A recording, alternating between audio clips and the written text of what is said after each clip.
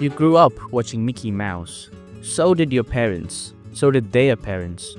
For nearly 100 years, Walt Disney's name has meant something specific to almost every family on Earth. Something warm and safe and genuinely magical. The kind of thing you hand down to your children without a second thought, because it was handed down to you. But the men who actually drew Mickey Mouse went on strike in 1941 because they could not afford to pay their rent. They had spent years creating the most beloved characters in the world, frame by painstaking frame, and Walt Disney had made an absolute fortune from every single one of them, while paying the people who did the actual drawing poverty wages. When they walked out, he was utterly livid. He crossed the picket line personally. He called his own animators communists in front of the press. And then he reported them by name to the FBI. Some of them never worked in Hollywood again. Walt Disney went on to become the most cherished name in the history of family entertainment. The men who gave him Mickey Mouse spent the rest of their lives in his shadow. And most people watching those films have never once heard their names. Walt Disney built something that had genuinely never existed before. Not just a studio, not just a collection of films, but an entire world that people wanted to live inside. A place where the animals talked and the music swelled, and everything, no matter how dark it got in the middle, worked out beautifully in the end. Snow White and the Seven Dwarfs came out in 1937, and the industry had called it Disney's folly beforehand, certain that nobody would sit through a feature-length cartoon. The film made more money than almost anything Hollywood had produced up to that point, and the industry never doubted Walt Disney again. What he built on the back of that success was extraordinary by any measure.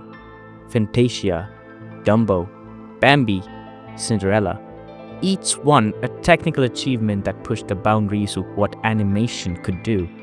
Each one leaving audiences utterly spellbound in a way that no other studio was remotely close to replicating. Walt Disney had an instinct for storytelling that bordered on the uncanny, a deep understanding of what made people feel things. And he applied it with a relentless precision that made his studio the most creatively dominant force in Hollywood through the 1940s and the 50s. The people who worked for him described something rather different than the warm grandfather figure the public had come to adore.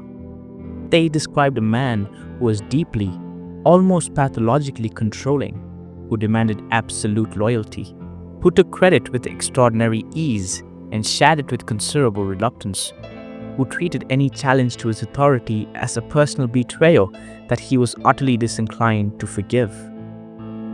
The animators who built the Disney studio in its early years worked under conditions that were, by any reasonable standard, deeply unfair. The hours were punishing, the pay was low. Promises of bonuses tied to the success of films like Snow White were quietly shelved once the checks started coming in. And the men who had worked themselves to exhaustion to make those films happen watched Disney expand his studio and his ambitions while their own circumstances stayed stubbornly the same. There was also the question of credit. Disney had a habit of presenting himself publicly as the creative force behind everything his studio produced, and the press, which was utterly devoted to the image he projected, had no particular interest in complicating that story. The animators who had actually conceived and drawn the characters that the world had fallen in love with found their contributions folded quietly into the broader legend of Walt Disney, attributed not to them but to the studio, which in practice meant attributed to him. By the late 1930s, the resentment inside the studio had been building for years. The animators had been watching Disney grow wealthy from their work, while their own wages barely covered their bills. And when the promise of profit sharing from Snow White evaporated without explanation, a significant number of them decided they had absorbed enough. The strike began in May 1941, and it tore the studio apart in ways that Walt Disney never fully forgave. About 290 animators walked out, which represented a significant portion of his workforce, and they set up picket lines outside the studio gates, with signs that named their grievances clearly and specifically. The press covered it with considerable interest, because the idea of the men who had drawn Dumbo and Bambi standing in the street demanding a living wage was not the story the Disney myth had prepared anyone for. Disney's response was immediate and deeply personal. He did not treat the strike as a labor dispute. He treated it as a betrayal by people he had trusted, people he had made, people who owed him everything and had chosen to stab him in the back. He crossed the picket line every single day, and he made sure the cameras were there when he did it. He gave interviews describing the strike as a communist conspiracy orchestrated by outside agitators who had poisoned his loyal employees against him. He named specific animators publicly and called their motives into question in terms that were designed to damage them professionally. And then he went to Washington. Mr. Sorrell was a communist because of all the things that I had heard, and Disney testified before the House Un-American Activity Committee in 1947, and he named names, former employees, animators who had been on the picket line, people he had worked alongside for years.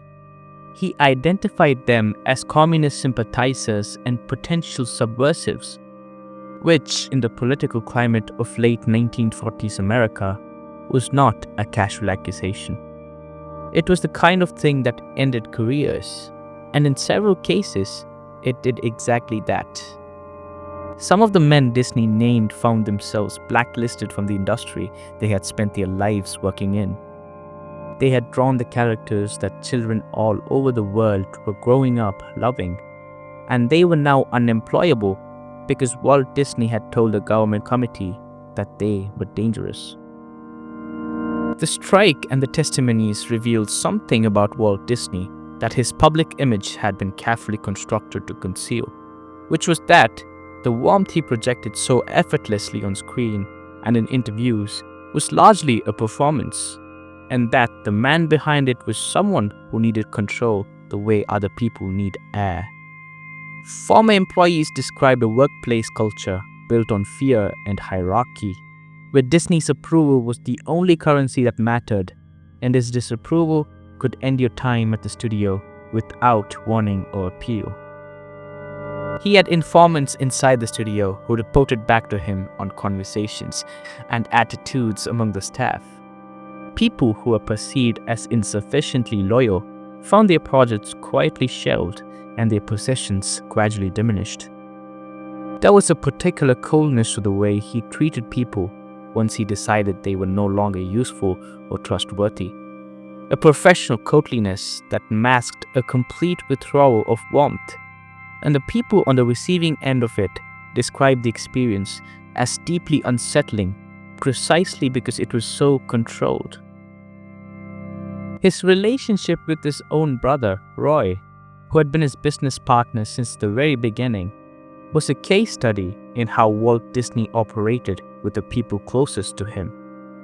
Roy handled the money and the business, while Walt handled the creative side. And Walt treated this arrangement as entirely natural, as though the financial stability Roy provided was simply the backdrop against which his own genius operated. Roy spent decades keeping the studio solvent and got a fraction of the recognition his brother received without appearing to resent it publicly, though people who knew them both said the private reality was considerably more complicated. Walt Disney died in December 1966 from lung cancer, and the tributes that followed were enormous and almost universally reverent. He was 65 years old and had spent nearly 50 years building something that had genuinely changed the way the world understood storytelling and imagination. And the grief was real and widespread in a way that reflected how deeply his work had embedded itself into the lives of ordinary people everywhere. What got considerably less attention in the tributes was the animators whose names appeared on nothing. Ward Kimball, Mark Davis, Milt Kahl, Frank Thomas, Ollie Johnston. These were the men who had actually drawn the characters, who had figured out how to make a cartoon deer look genuinely heartbroken, who had given Cinderella a particular kind of grace, who had made Dumbo's ears move in a way that made grown adults weep in cinemas. They were gifted beyond almost anyone working in any medium at the time, and their contribution to what Disney built was irreplaceable. And the studio that bore his name had spent decades ensuring that his name was the one the world associated with all of it. Some of them eventually got their due. Books were written, documentaries were made. The surviving animators from that era, the men who came to be known as Disney's 9 old men, received belated recognition from an industry that had spent years treating their work as Walt's work. But belated recognition and blacklist are not the same thing. And the men who had stood on that picket line in 1941 and found themselves named before a government committee 2 years later never entirely recovered from what Disney had done to them. Disneyland opened in 1955, and Walt Disney stood in the middle of it and told the cameras that it would never be finished, that it would keep growing as long as there was imagination left in the world. And people loved him for saying it because it sounded exactly like the man they believed him to be. The man who had crossed the picket line and named his animators to the FBI and built an empire on the labor of people whose contributions he systematically absorbed into his own legend was standing in the happiest place on earth, and the world was utterly enchanted. Mickey Mouse is worth somewhere in the region of several $billion today. The men who drew him are mostly gone now. Their names are on nothing that most people will recognize.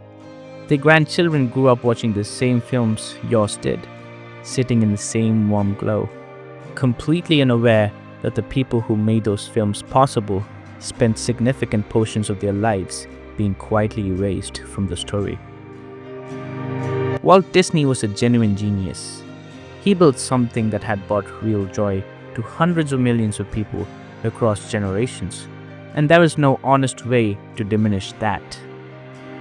But the men who helped him build it deserved better than they got. And the version of what Walt Disney that the world has been handed down is missing the parts that would make that undeniably clear. If this story surprised you, a thumbs up helps more people to find it. And if you want more stories about the distance between the image and the reality, subscribe. Because Walt Disney was very far from the only one